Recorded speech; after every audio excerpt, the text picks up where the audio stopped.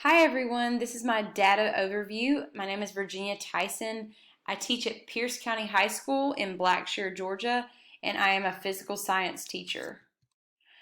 For this presentation, what I wanted to do was give a comprehensive look at the data that we have at Pierce County High School from my point of view as a physical science teacher. So, welcome all of you school improvement team members, administrators, stakeholders, data team members, and all other parties that might be watching this presentation to get a better idea of where we stand as a school and what our data tells us.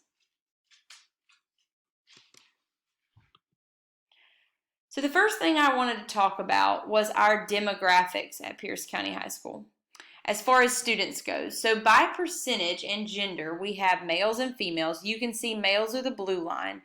And males have always been a little bit more prominent in our student body from 2016 all the way to 2019, with a little over 50% males and a little under 50% females. As far as our enrollment data goes by race, you can see in 2016 and 2017 there were no Asian students. In 2018 we ended up having some Asian students, not very many, just a few. This is a very rural community, if that helps understand the race gap here in our school. We have from 2016 to 2019 a relatively even percentage of African American students at around 11%.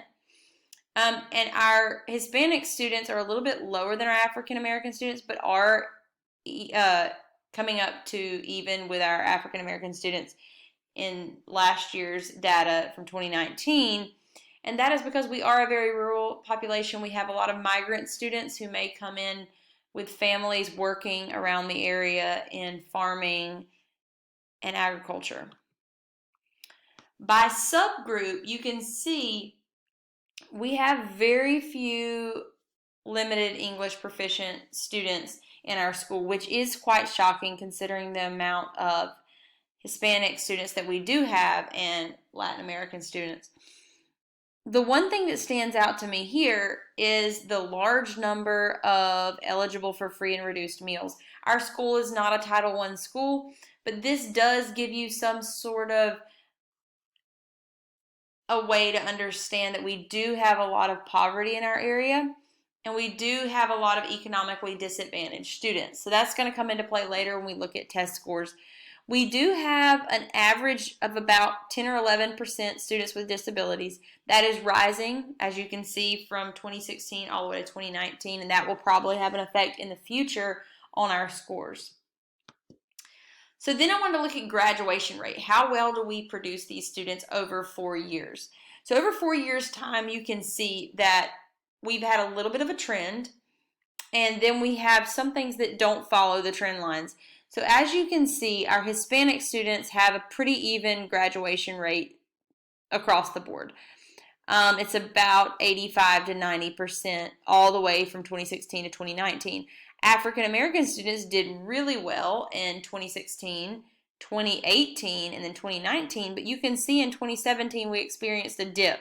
So that'll be important to know when we get test scores. Why was there a dip in the percent of graduation rate in 2017? Was it enrollment? Was there a lack of enrollment then?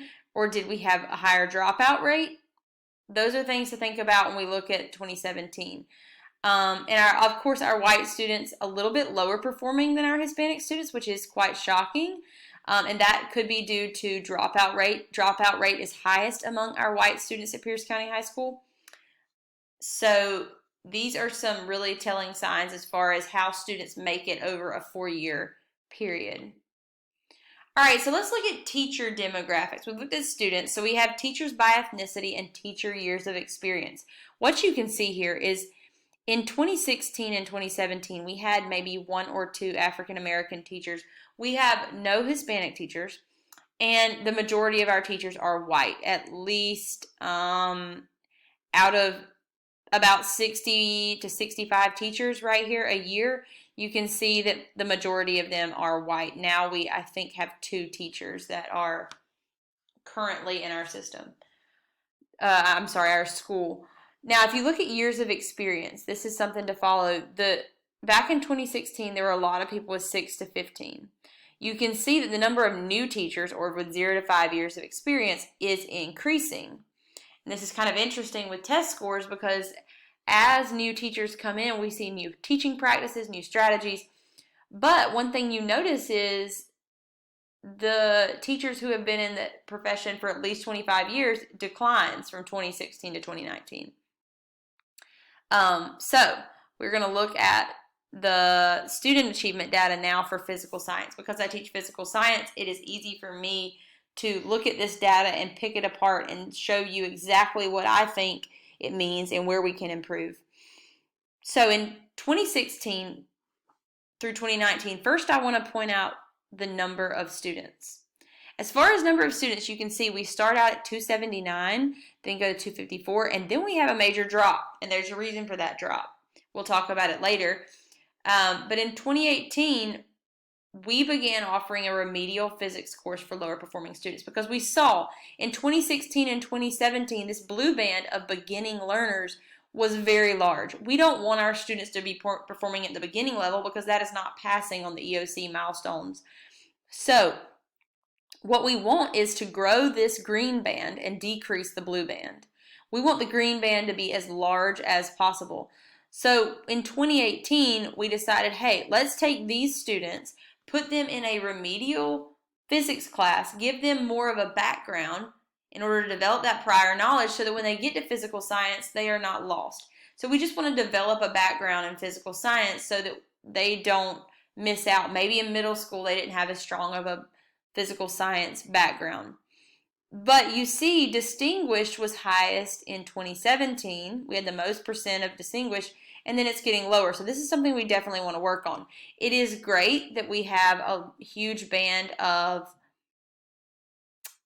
developing and proficient, but we'd really like the yellow to be larger and then the green to be the largest and blue to be the smallest. So if we compare our data to the state, things look a little bit differently. So if we look at 2016, compared to the state, we were not doing quite as well. In beginning, actually, we were doing better because our beginning learners were actually lower than the state, meaning we had less failures. Our developing was a bit lower, our proficient was equal, and distinguished was higher. So compared to the state in 2016, we really did pretty well. In 2017, up here it says we increased the distinguished due to the new curriculum map. In 2017, we started implementing the new Georgia Standards of Excellence rather than the previous standards we had been working on for the past 5 or 6 years. So when we implemented these new standards and developed our new curriculum map, we moved chemistry, the hardest part of the curriculum, to the beginning, and we moved physics, which they had in 8th grade, to the end. And by doing that, we increased our distinguished percentage by a large amount. But however, this proficient should be higher than the state level, developing should be higher than the state level, and we should really have a lot lower of a beginning learner stage. In 2018, the number of students testing decreased because we added our remediation course, and you can see that really lower beginning. That's what we wanted. Proficient increase, that's what we wanted.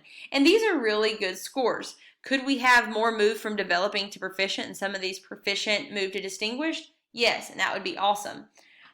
In 2019, you see that trend sort of changes and not in a good way. Beginning learners went up a little bit from 2018, and our numbers of testing students did not go up. Our developing went up a little higher, and we don't want students to be in this low range. We really want them over here in proficient and distinguished. And you can see our distinguished dropped. So it looks like some of our distinguished might have gone over here to developing, which is not what we want. All right, so as far as 2019 scores based on socioeconomic status, this is where we really notice a trend. So those who are economically disadvantaged do not score or achieve as high as their other student bodies. So if you look at economically disadvantaged, we have a lot more of those students in our beginning learners and a lot less of those students in our distinguished learners. And you can see we actually have more of them than average in developing. So we have more of them in the beginner and developing range.